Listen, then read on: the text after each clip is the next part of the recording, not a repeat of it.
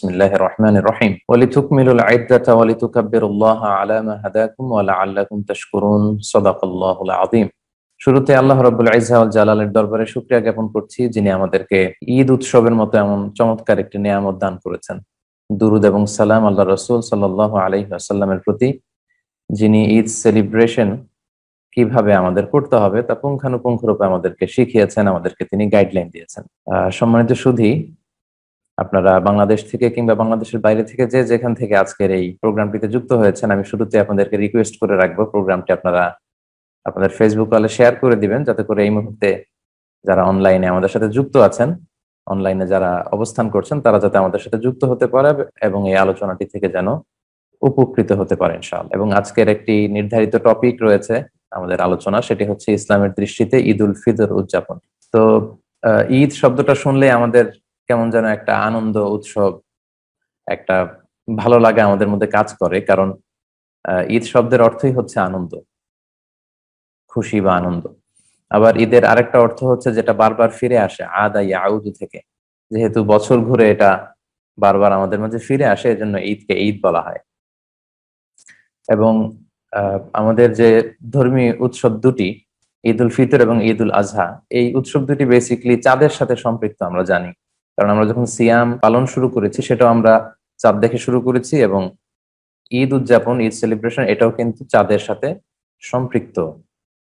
কারণ আল্লাহর হাবিব সাল্লাল্লাহু আলাইহি ওয়াসাল্লাম ইরশাদ করেছেন সহিহ বুখারীর বর্ণনায়, সুমু লিরুইয়াতিহি ওয়া আফতিরু লিরুইয়াতিহি, অর্থাৎ তোমরা চাঁদ দেখে সিয়াম পালন শুরু করবে এবং চাঁদ দেখে তোমরা সিয়াম ভঙ্গ করে ঈদ উদযাপন শুরু করবে। অর্থাৎ এটা মুন সাইটিং এর সাথে সম্পৃক্ত। আমরা যে ভূখণ্ডে আছি, সেই ভূখণ্ডে যখন আমরা রমাদানের চাঁদ দেখেছি, আমরা সিয়াম পালন শুরু করেছি, তারপরের দিন থেকে আবার যখন আমরা শাওয়ালের চাঁদ দেখবো, আমরা এরপরের দিন ঈদ উল ফিতর উদযাপন করবো ইনশাআল্লাহ।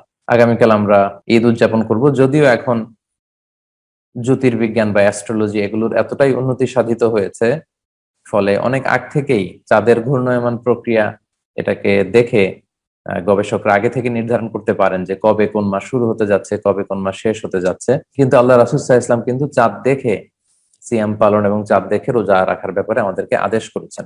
এবং আমরাও যখন ছোট ছিলাম, আমার মনে পড়ে বাংলাদেশে আমরা বাসার ছাদে উঠে চাঁদ দেখতে চাইতাম। সবাই মিলে খুব উৎসব মুখর পরিবেশে আমরা এই চাঁদ দেখার বিষয়টা কিন্তু আমরা তখন পালন করতাম। বাট এখন আগে থেকে আমরা অনেক কিছু আন্দাজ করতে পারি বিধায় হয়তো ওইভাবে পালিত হয় না। চাঁদ দেখা কমিটি ওনারা বসেন, কিন্তু আমরা কিন্তু ওইভাবে দেখি না। সো এটা একটা হারিয়ে যাওয়া সুন্নাহ আমরা বলতে পারি, যে আল্লাহ রাসূল সাল্লাল্লাহু আলাইহি ওয়াসাল্লাম, সাহাবারা ওনারা চাঁদ দেখে সিয়াম পালন করতেন, চাঁদ দেখে ওনারা ঈদ উদযাপন করতেন। এবং চাঁদ দেখে আল্লাহ রাসূল সাল্লাল্লাহু আলাইহি ওয়াসাল্লাম একটা চমৎকার দোয়া পড়তেন। তিনি পড়তেন, আল্লাহুম্মা আহিল্লাহু আলাইনা বিল আমনি ওয়াল ঈমান ওয়াস সালামাতি ওয়াল ইসলাম রব্বি ওয়া রব্বুকাল্লাহ। অর্থাৎ, হে আল্লাহ, আপনি নিরাপত্তার সাথে, ঈমানের সাথে, শান্তির সাথে, ইসলামের সাথে আপনি এই চাঁদকে, নতুন চাঁদকে আমাদের মাঝে উদিত করুন, এবং আমাদের রব এবং তোমাদের রব হচ্ছেন একমাত্র আল্লাহ তাআলা।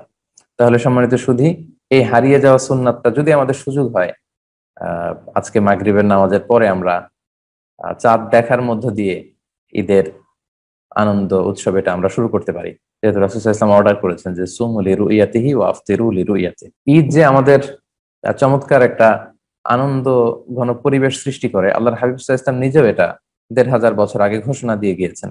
আল্লাহর হাবিব সাল্লাল্লাহু আলাইহি ওয়াসাল্লাম বলেছেন যে লিস-সাইমি ফারহাতান, ফারহাতুন ইনদা ফিতরিহি ওয়া ফারহাতুন ইনদা লিকাই রাব্বিহ, সহিহ বুখারীর বর্ণনা। অর্থাৎ যারা সিয়াম পালন করে তাদের জন্য দুইটা আনন্দ। এক হচ্ছে ফারহাতুন ইনদা ফিতরি, সে যখন ইফতার করে, অথবা সে যখন ৩০ দিন সিয়াম পালন করার পরে যখন রোজা ভঙ্গ করে ঈদ উৎসব করতে যায়, তখন তার একটা আনন্দ। আরেকটা আনন্দ তার জন্য বাকি থেকে যায়, জমা থেকে যায়, সেটা হচ্ছে ফারহাতুন ইনদা লিকাই রাব্বিহ, in the day of judgment. সে যখন আল্লাহ তাআলার সাথে সাক্ষাৎ করবে, সরাসরি যখন সে আল্লাহকে দেখতে পাবে, ওই দিন হবে তার জন্য আরেকটা আনন্দ ঘন দিন। তাহলে সিয়াম পালনকারীদের জন্য দুইটি আনন্দের ঘোষণা দিয়েছেন। এক হচ্ছে ঈদের দিনের আমাদের যে আনন্দ, সেটা একটা আনন্দ। আরেকটা হচ্ছে এই সিয়াম পালন করার পরে এর প্রতিদান সরাসরি ডিরেক্টলি রিসিভ করার জন্য আমরা যখন কিয়ামত দিবসে আল্লাহ তাআলার সাথে সাক্ষাৎ করব, বা জান্নাতে আল্লাহকে যখন আমরা সরাসরি দেখতে পাবো, সেটা হবে আমাদের জন্য সবচাইতে বড় আনন্দ। এবং আমরা জানি যে আমাদের এন্টায়ার মুসলিম কমিউনিটি, আমরা দুইটা ঈদ উৎসব পালন করে থাকি।